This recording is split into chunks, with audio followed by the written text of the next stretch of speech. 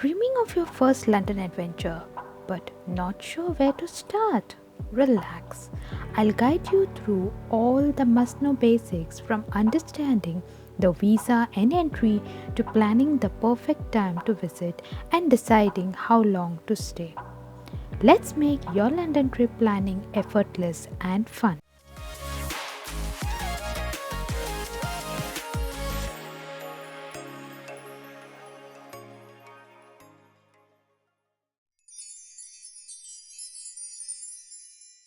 Before you set off on your first trip to London, ensure you have the correct travel documents and visa. If you're not from a visa-free country, you'll need a valid UK visa, which is different from the Schengen visa for Europe. To find out the entry requirements for your country, visit the official UK government website.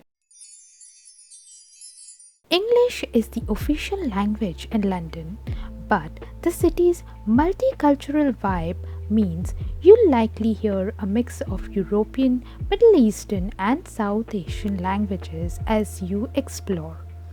Don't worry if English isn't your strong suit. Getting around London is simple and stress-free. The official currency in London is the British pound, commonly referred to as pound. London's weather stays relatively consistent throughout the year, though rain tends to make an appearance about 9 to 10 days each month. Early summer offers a balanced climate, with June, July, and August being the warmest months, though they are also the busiest. May and September provide pleasant weather with fewer tourists. If you're visiting during December, you'll experience London's magical holiday charm with festive lights and decorations, even though the weather can be chilly and wet.